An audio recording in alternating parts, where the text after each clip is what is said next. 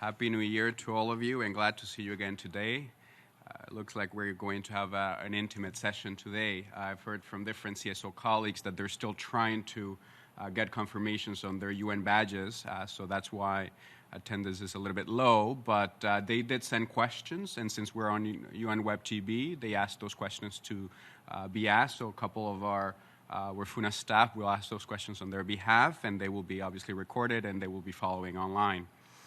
So my name is Pablo Angulo, and I'm Peace and Security Officer at the World Federation of UN Associations, and I wish to welcome you to what is now our 22nd overall and first WERFUNA CSO dialogue with the President of the Security Council in 2020. We thank all those who have participated, member states and civil society representatives. We strive towards openness, transparency, accountability of the Security Council. It's an honor to be here, joined by His Excellency Ambassador Dang Dinh Quy, Permanent Representative of the Socialist Republic of Vietnam to the UN. Holding the presidency for the month of January, Vietnam is a new elected member of the Security Council for the year 2020 and 2021. They are focusing their presidency on the importance of upholding the UN Charter and the relevance of cooperation between the UN and regional organizations for the maintenance of international peace and security. Vietnam will hold a ministerial open debate titled Maintenance of International Peace and Security, Upholding the UN Charter on Wednesday, 9th of January, where the Deputy Prime Minister and Foreign Minister Phan Binh Minh will chair. UN Secretary General Antonio Guterres is also expected to brief. On the 23rd of January, there will be a briefing titled Cooperation between the UN and regional and sub-regional organizations in maintaining international peace and security, the role of ASEAN. These are a few examples of events lined up for January and all visible in the program of work in front of you. Ambassador, we thank you and your team for your time and effort to engage and support the work of civil society by participating in a CSO dialogue as President of the Security Council. However, before giving you the floor, a few housekeeping reminders for today. First, questions and interactions should focus primarily on the work of the Security Council. This event is being webcast through UN Web TV. For those watching and not present in the room, please tweet questions using the hashtag #MeetUNSCPress. We will be sourcing these questions. After all pre-submitted questions have been asked, and if time allows, we will allow questions from the floor. We will start with country-specific questions and then move to thematic questions. If you're asking a question, make sure that you're sitting on a seat with a microphone. Ambassador, we're welcome. The floor is yours. Thank you, Pablo. Yes. Okay. Yes, thank you very much, and very good afternoon, everyone. We see some familiar faces after our meeting in the Poland mission. And for me, I was very impressive by your discussion. So we learned a lot because you have a lot of information. So surely you know much better than us because we are sitting in Hanoi or sitting in New York, but you have your network on the ground, right?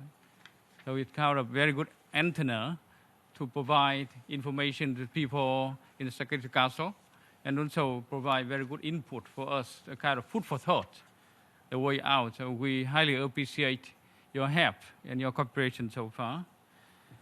As the program work of January 2020, I think Vietnam is very proud to be the president of the council right in the first month we are into the council. So it is kind of learning by doing. And those we prepare for last 6 months already, and we have our second term in Security Council. The last time was in 2008 and 2009. Yes. So, what things changing after 10 years now? All right, everywhere in the world. And also within this building, a lot of changing. And within the council, a lot of changing.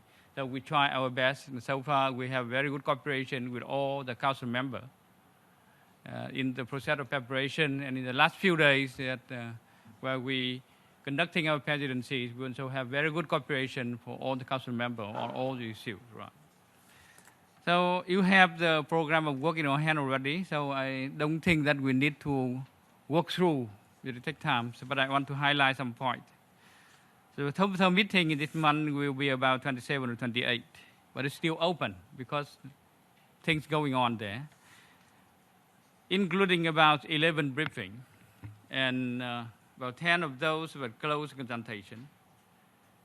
And on this meeting and consultation in covering a very vast area geographically from Central Asia to Syria to Middle East, Yemen, Libya, Mali, and Colombia, etc.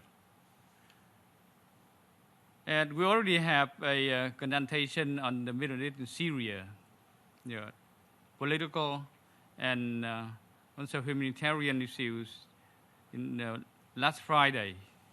And we think that it was very successful with a lot of very substantive discussion. Yeah. And then this morning we have two consultations, one in Syria, chemical weapon, and the second in Libya, with a very recent development in Libya. Right. And then there's some events not appear in this agenda that you have. For example, on the 14th, we will have an interactive dialogue on DRC. And on the 20th of this month, we will have an area format on the chemical weapon in Syria. So this month is very heavily focused on Syria, about 6 events of different kinds. And also very heavily focused on on Africa as always. Yeah, right. Besides, as you mentioned, that we have 2 events that of our emphasis. One is on January 9, the open debate, and the title is to upholding the United Nations Charter to maintain international peace and security. So why we chose that? Because January is the first month of 25th anniversaries of United Nations and 25th anniversary of UN Charter. So we think that it is very good opportunity for all the member states to join in an open debate discussion. And then we provide platform to people to talk and discuss. They can talk about the UN Charter itself. They can talk about that the different articles within the UN Charter, but we encourage people to talk on the implementation process in the 75 years, to reaffirm their commitments, and then to make a suggestion on the measures so as to make the UN Charters become more and more effective tool to maintain international peace and security. And that will be the military level. And as you said, that it will be chaired by our Deputy Prime Minister and Minister of Foreign Affairs. And we expected the SG will come to brief us. And the second briefer will be Ms. Mary Robinson, the head of the Aero groups. Yeah. And then we expect as a very large number of member country to join in that debate. The second event is that on the 23rd, it is briefing. Briefing by, we expect the Secretary General of ASEAN to come to brief the Council on the cooperation between ASEAN and UN. And then we also expect that the SG will brief the Council on the cooperation between UN and ASEAN. Yes. So why ASEAN? Because ASEAN, since its inception in 1967, the ASEAN did a very good job in preventive diplomacy, in conflict prevention, and also in post-conflict resolution. So we see that since 1967, there's no war among the member states of ASEAN. They very good experience to share. And why ASEAN? Because ASEAN now become one of the biggest troop contributors to PKO operation. And almost all 10 members of ASEAN are troop contributing now, including Vietnam. And ASEAN, however, now is facing new challenges, traditional and non-traditional. So that we need cooperation with other organizations as well. And for all members of ASEAN, the cooperation with the UN is very important in different aspects, in many fields. so that we take this opportunity to promote cooperation between the two most important organizations for us in ASEAN. And why ASEAN? Because this month is very special because we have two ASEAN in the Council, Indonesia and Vietnam. Yeah. 10 years ago, we have the same. Yeah. And now we have the second opportunity. We join with our good friend from Indonesia, so that we would like to take this opportunity to promote cooperation between the two important organizations for Vietnam in terms of maintaining peace and security in the region and making greater contribution of ASEAN to the cause of preserving peace and security in the world. So these tools are, signature event that Vietnam wished to have, and we got the full support of the all members. So those are the key things I want to highlight. Yes. So now I think that the floor is open, and I'm ready to answer questions and to discuss and to learn from you. Thank you very much. Thank you, Ambassador, for that overview of the program work and Vietnam's priorities. So we will start again by country-specific questions and then move ahead to thematic questions. And if time allows, we will open the floor for questions as well. So we will start. We'll start going by regions. We received a question on Iran from Jonathan Granov, president of the Global Security Institute. He is not in the room today because of the issue I mentioned. Some of our colleagues are still trying to get confirmation on their UN badges, but one colleague from one Rufuna colleague will ask the question on his behalf.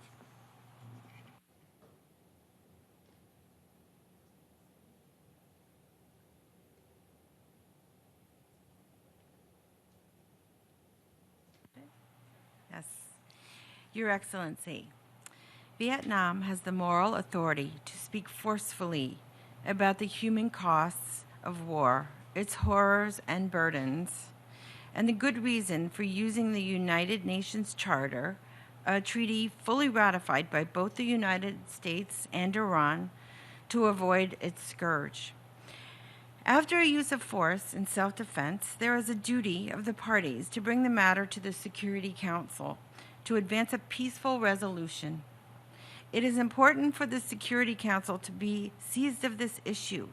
This process is one of the United Nations' most brilliant contributions to world peace. Could you brief us on the status of the matter of the uses of force between the United States and Iran, and, if relevant, the status of Iraq's position in this matter? Thank you for your questions. I think Vietnam, as a country who experienced very long wars, so we know by our hardship and we know by our heart the value of peace and the value of upholding UN Charter. And I think that by theory, and everyone agree with me that if every country uphold and abide by all the UN Charter, including Article 33, the peaceful settlement of dispute, we can avoid a lot of armed conflict in the world. So it's our policy to encourage all member of state and all party involved in armed conflicts in that region and on other regions as well, to refrain from themselves from the use of force and threat to use force too. Because threat to use force sometimes very intimidating, and it giving a kind of mid-calculation, mid-understand, and becomes the real use of force. It's very dangerous situation. So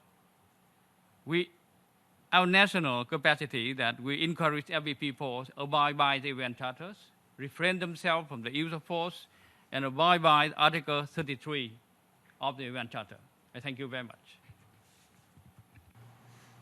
Thank you, Ambassador. Now we move to Syria. A question from Sami Saloom, Crisis Action. Thank you so much. Thank you so much, Your Excellency, for this great opportunity. Thank you, Wafuna, as well. My question actually is on the cross-border mechanism. And, with all OCHA estimates and NGOs on the ground are like really concerned about what's going to happen after January 10th. So is it possible that you can please brief us on, like, if it's possible that, like, the possible options, at least what's going to happen in the Council on the cross-border mechanism? The second question, please, is on South Sudan. Oh, I'm sorry. On Syria as well. On the detainee issue.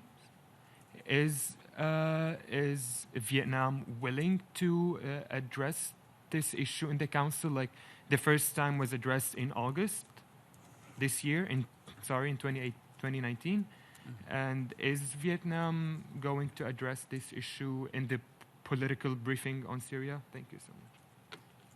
I'd like to take the second question first. And I think we all pay attention to the issues, because not only now today, but it lasted for many years, many months, not only in Syria, but also in other areas of armed conflict as well. But it's not in the agenda of this month, but we follow it very closely on the issues. On the second question is that, as far as I know, that all the council members know the deadline. And we know our responsibility. And we know the seriousness on the ground. And now the all parties that working very, tirelessly. Yeah. And it's not a small secret that they're meeting now. Yeah, we know. And as the president, I think we encourage people to work. To narrow down the differences. Now on only the ways and means to achieve the goal. The goal, they share the goal. But the way and mean a little bit different, yet I think it's natural. But they all take very seriously the responsibility of the Council to work on the issue now. Thank you. Thank you, Ambassador. And now we move regions, and now we move to Myanmar. We have a question by Adam Carroll from Justice for All, Burma Task Force.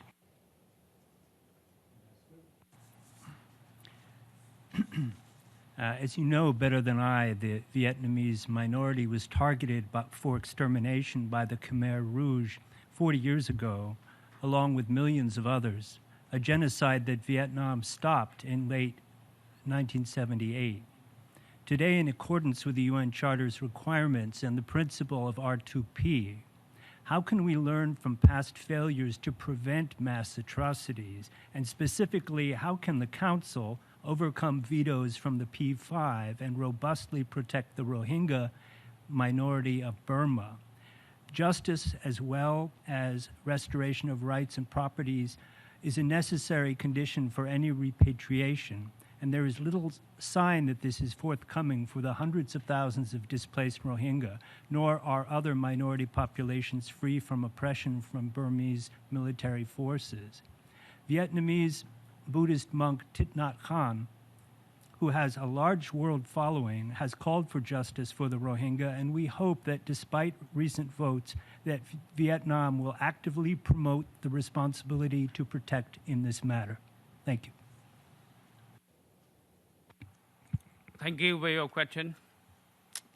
The issue, it had very long histories. And I think everyone knows that the hardship that the Rohingya are now facing in Cox's Bazar area, I think Vietnam share that concern of the international community about the life and the fate of the Rohingya people there. But given the complexity of the situation now, I think that we should have a kind of comprehensive measure to the issues. If we look at the history of the issues, it may be rooted back to about several hundred years there, and should be approached with a kind of interdisciplinary, many regions. And now when talking about Rohingya, and people are talking about that repatriation, we were talking about that. Talking about Myanmar issues, talking about accountability. and we're talking about the democratization, the three processes. And I think everyone agrees that the three processes are complement to each other. Yes. But given the limited resources, I think we have to put the three processes in a kind of priority. For ASEAN, that for Vietnam as a national capacity, that we support the repatriation. Yeah. And by that means that we work closely with our ASEAN colleagues. And the only way that we stress is the constructive engagement with Myanmar government. Because without a constructive engagement with the Myanmar government, how can we have the greater access for the international assistance to Rakhine? And how do we have greater access of international assistance to solve the issue with cross-border? So I think that the engagement with Myanmar government is very important. And the second thing that we think trust is needed. Trust between Rakhine, Rohingya people in Comparto and the Myanmar government. We need trust between Bangladesh and Myanmar. And we also need trust of Myanmar government with international community. Without trust, we cannot have a greater access, a successful cooperation with Myanmar. Because at the end of the day, I think that the Myanmar government have to take their duty. These are their people. And these are their job.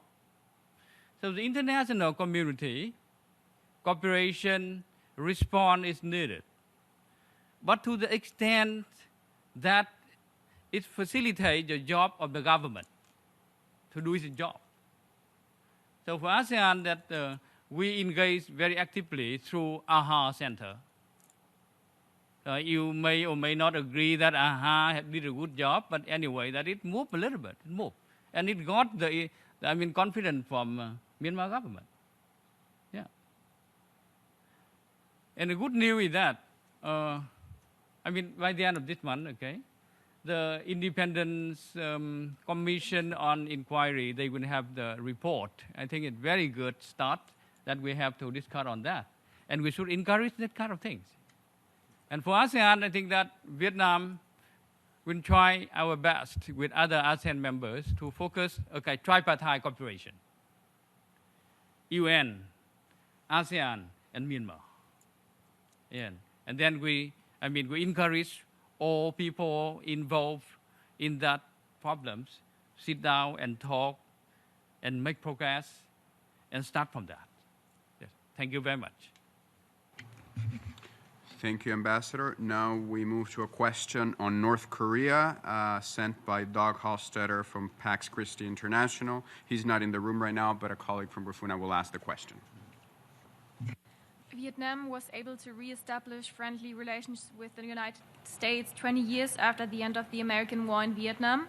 It has now been over 65 years since the end to the Korean War. Do you think it would be possible for Vietnam to play a positive role in helping the Democratic People's Republic of Korea to normalize their relationship with the United States? Yeah, thank you for your question. We normalization with the United States in 1995, exactly 20 years after the war ended in 1975. And then after the diplomatic relations normalized, and economic relations normalized, and military, and now Vietnam and United States are comprehensive partnership. And the relations going very strong in all fields. And we're ready to share information in the process of normalization with the United States with all our friends, including DPRK. And we wish to see that every country can solve their problem through peaceful means, through dialogue, and it nurture cooperation and friendly relation with all. And that's what we're ready and we try to do. Thank you very much. Thank you, Ambassador. Now we move to China and the Uyghur community. Connor Mays from Justice for All. Thank you. I would like to thank the representative of Vietnam for being here today to answer the concerns we would like to voice with the Security Council as we head into the new year. One of my concerns that I hope sees progress in 2020 is the dire situation facing the Uyghur community in Western China. As the restrictions they live and survive under worsen, the world has voiced their positions towards the crisis, culminating in letters directed at China in support for and against their policies towards the Uyghur. I thank the Republic of Vietnam for not signing the letter in support of China, despite the fact that all of their neighbors had. This shows a resolve to stand against China's human rights policies. So I was wondering if the representative of Vietnam, as president of the Security Council for the month of January, has any plans to add the crisis facing the Uyghur to his agenda this month. Thank you. Thank you for questions that the Security Council have to pay attention to everywhere, everywhere in the world, every problem. But we have to take our primary function on peace and security. So this month, it's not in the agenda of this month. Thank you. Thank you, Ambassador. Now we move regions. Now we go to Venezuela. This is a question that was sent by Beatriz Borges from CEPAS. She's not in the room, but is going to be asked by a Wafuna colleague.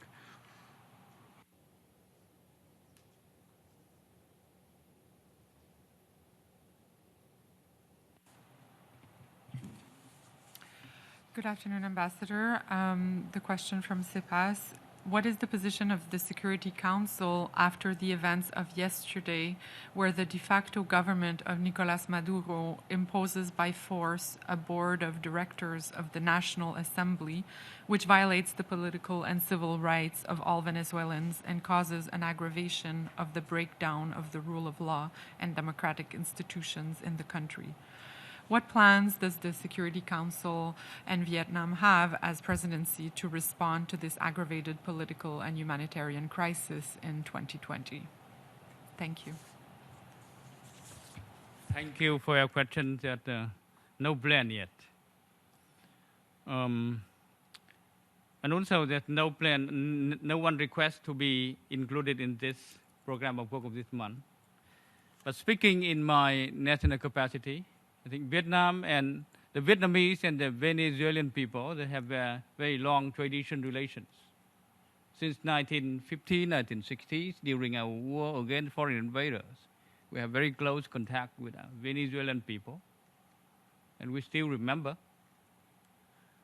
And the recent development in Venezuela that we wish the country that return to prosperous again, because it's very rich country, a great nation. I mean, maybe in terms of resources, they are the richest in the world. Yeah. And vis-a-vis the situation, domestic situation in Venezuela, our position is very clear. We support that the principle of international law, sovereignty, non-interference, and we encourage dialogue and reconciliation.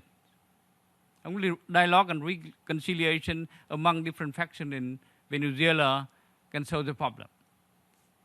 And we also share the concern of the world community about that humanitarian issues, especially about, last year's, when it comes up.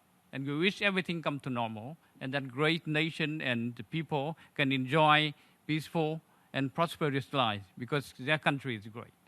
Thank you. Thank you, Ambassador. Now we move to another region. We move to Africa. We have a question on Cameroon, and I think Adam Carroll is going to ask that question. Yes, this question is from our colleague, Ifat Rahman. How does Vietnam plan on addressing conflicts in Africa, especially conflicts in Central Africa, such as the one in Cameroon?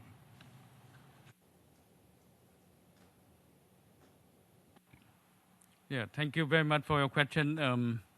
Again, that Vietnam has traditional relation with country in Central Africa. We enjoy the support, and we owe the support during the process of national liberation. I think that the Vietnamese remember. We never forget about that.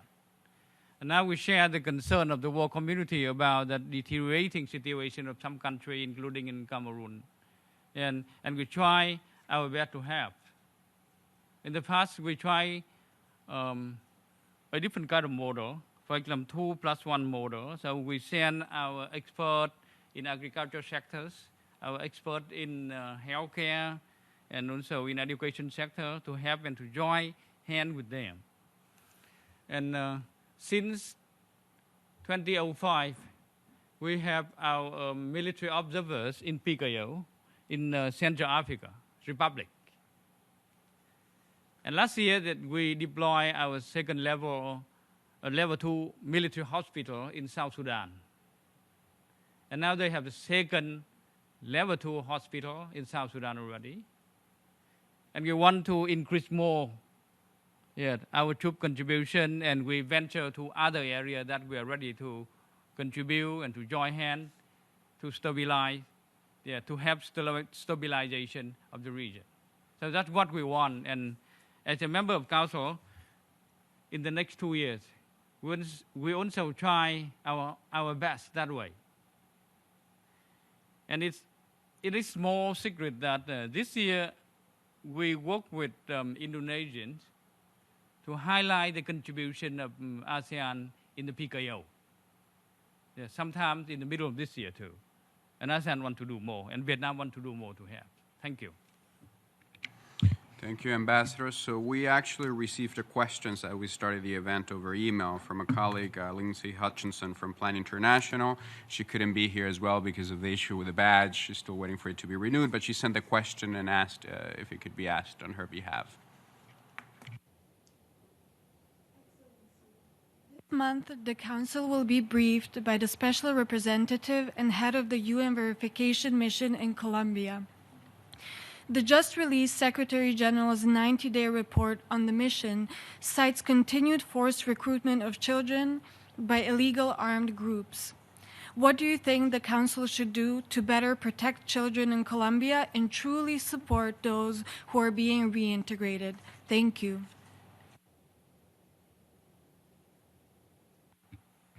Yeah, thank you for information on the issue. I think that the Council member will aware of the necessity to discuss, and I think we all share that the number one job of the Council is to protect people's life, to protect civilians, especially the most vulnerable groups, women and children in non-field. And I think that this issue will be discussed on this briefing. Thank you very much. Thank you, Ambassador. Now we move to thematic questions. We received a few of those as well. We will start with questions on the UN Charter and UN 75 celebrations. Grace Anderson from UNA USA. Thank you, Ambassador, for your briefing. My question is, given Vietnam's focus on upholding the UN Charter during its presidency of the UN Security Council this month, can you discuss how the upcoming 75th anniversary of the UN can help the UN Charter remain relevant, especially through advancing multilateralism and inclusive dialogue with civil society? Thank you. Yes, we do.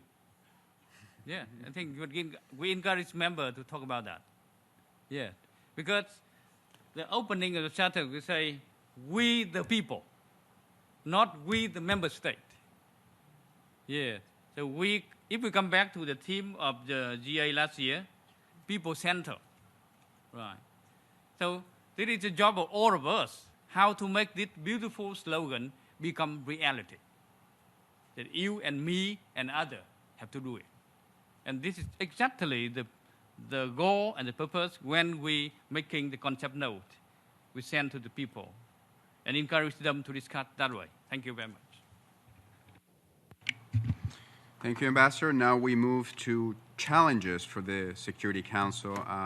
Cecilia Dwyer, Institute of Blessed Virgin Mary Loreto Generalate.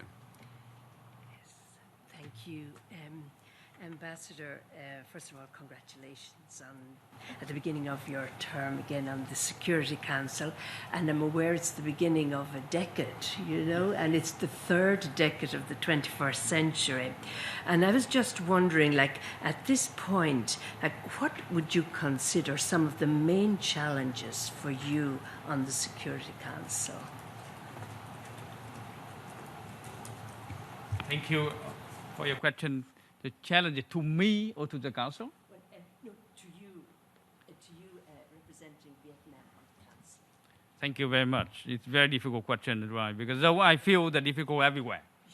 Yeah, right. But if you say in a few words, what is the biggest challenges?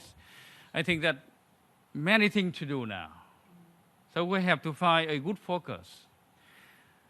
Many things happen. You see that we presume the presidency exactly on the second day, because first day, the new year, nobody worked. On the second day now, many things happen everywhere. Yeah, many information, and many different aspects of people, different positions. Right?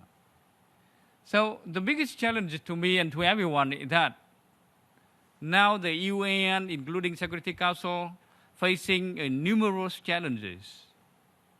Maybe we would say that it is the greatest since the war, the Cold War ended in 1991. Right. We should have a greater level of cooperation, greater level of unity, especially among the most capable countries. But we don't have that. Right. But a lot of people may say that we are at low point of cooperation. When we have high point of challenges, I feel the same. Thank you very much. Thank you, Ambassador. Now we have a question on youth, peace, and security sent by a member of the Wafuna Youth Network, and it's going to be asked by a colleague from Wafuna. Young people are working, many times volunteering, at the front lines of peace in what can be considered very challenging environments. A great consequence of UN Security Council resolutions 2250 and 2419 on youth, peace, and security is that it has made their work visible. At the same time, it has put them in harm's way and made them victims of harassment and attacks from governments, sometimes after briefing the Security Council or participating at a panel at the UN. Do you see an opportunity during your presidency or beyond to work on mechanisms to protect young peace builders? Thank you. I think it's a very good question, things, right? Speaking in my personal, my national capacity and also my personal, because I am a scholar, right? But national capacity is the right way. I think on the one hand, we create a channel, we create the opportunity for young people to engage in own peace processes. But on the other hand, we have to set up a good mechanism to protect them. Because the young people, they have advantages and also disadvantages. Yeah. We're elder. Yeah, I am nearly 60 years old. Right. So we know that the strong point and not very strong point of my young boy, 23. We need to protect them. Yeah, from mentally to physically and to have from legally and from all other guys, socially, right, to protect them, to guide them, to empower them, yeah, so that we can protect them and we provide facility and provide the conditions so then they can protect themselves better. So I think your question is very new and it was of thinking more elaborate on that. Yes, unfortunately not on this month, but it's very good food for thought for us in the next 2 years. Thank you very much. Thank you, Ambassador. Now we have a question on women, peace, and security. It was sent by Heather Ibrahim Leathers from the Global Fund for Widows. She is not in the room, but asked for a question to be asked.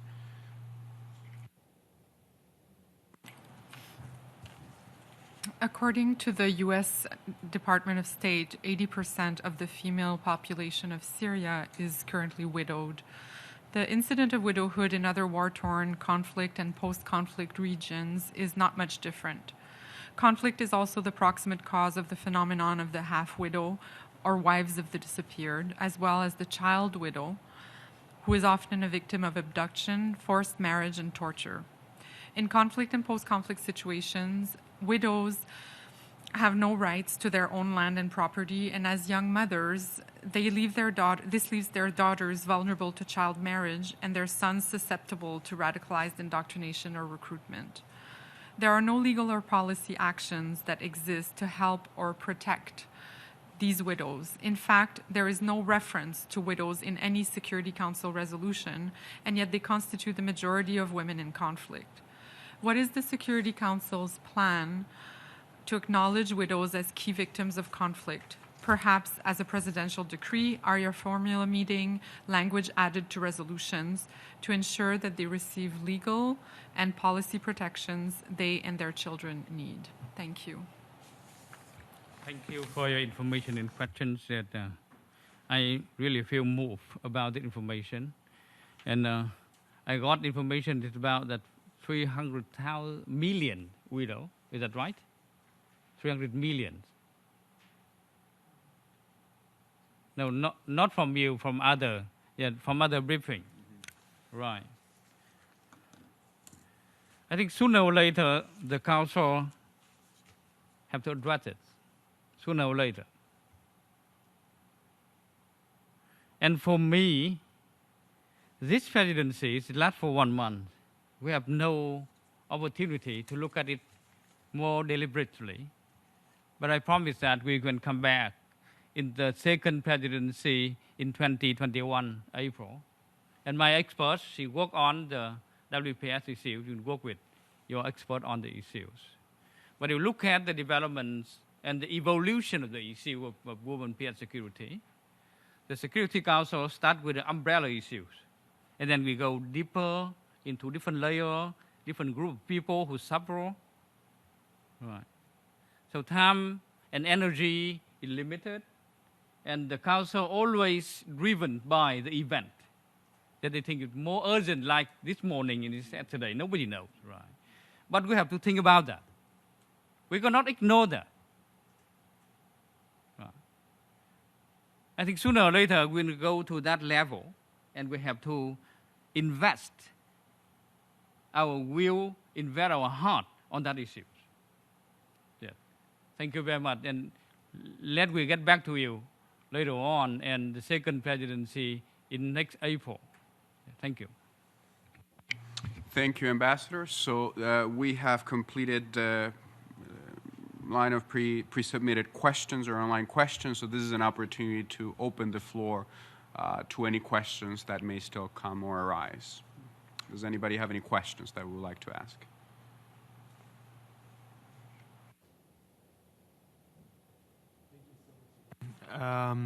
I have a question on South Sudan. I know like Vietnam and South Sudan have developed diplomatic relationships in the last 3-4 years. Last year.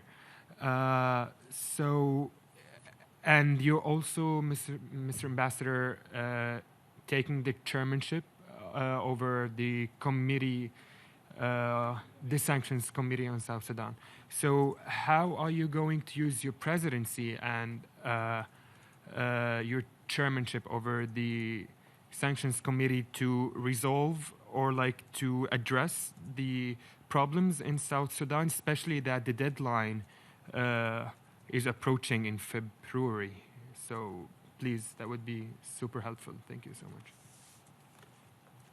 Thank you for a question that I was very proud to sign the declaration statement with the ambassador of South Sudan on established diplomatic relations between our two countries last March. Then I joined the Vietnamese mission to a field trip to Ben Tiêu, where we have the second level field hospital, second level military hospital. So I know the situation on the ground. Yet, I myself experienced the wartime in Vietnam, but we was in the north. The condition is quite different from South Sudan when I witnessed by my eyes there. It's very, very difficult condition. Yeah, naturally. The climate there is different. And also the natural condition, the water, even clean water is not enough to drink. Yeah. And the soil, the soil quality. So in Vietnam, soil very good. You put everything there, it grow up next day. But in South Sudan, it's very, very hard to nurture. Yeah. So we know the difficulties, the hardships. And in Bantu, for example, we have a center for civilian protection where we have 100,000 people living there in one center. Yeah. So the UN did very good job to maintain, the normal life and safe for these people. But what is the next step? How can we make people to reintegrate into their village and continue their normal life? And if the life in that protection center lasts for about 20 years, a new generation in that center already. So how can they behave in a normal life, in the community sense, right? So we know that. And as a chair of the committee, that we'll work closely with all the members to look at the issue, because the chair of the sanction committee only look at the sanction or living sanction or imposing more sanction, that's all, as far as I understand. What we try to do, facilitate the process of reconciliation and talk between the different sides, and stability and peace, so that people can soon return to their normal life. That's what we wish. Thank you. Thank you, Ambassador. Are there any other questions in the room? If that's not the case, if I may ask you a question as using my moderator privilege as Ambassador. You mentioned Vietnam's priorities here and there, a little bit peppered on when you were talking about the different events that you had and answering to different questions, but I think it would be helpful to hear again what are Vietnam's priorities, because you entered into the Security Council this year, and you will be there for 2020 and 2021. So it will be helpful to hear again, I think, the priorities that Vietnam will have apart from the work that you will do as President of the Security Council. If we put it into two words, that we want to share what we have, and we want to care what we can. We share our good experience in post-war resolution, including reconciliation. We want to share our experience in peace building in Vietnam, and process of Vietnam integrating ourselves to the region and the world, and to contribute to the cause of maintaining regional peace. And that's what we want to share. When we want to care, I think Vietnam, from a central planning economy, and then we're opening up, and then we integrate into the world. And now we have good relation with all P5. Strategic and comprehensive relation with China and Russia. Strategic relation with France and UK. And comprehensive partnership with the US. So many of them are former foe, now become a good partnership. We want to share with other people. Yeah. And we also want to join our hand to contribute to peacekeeping operation in the world.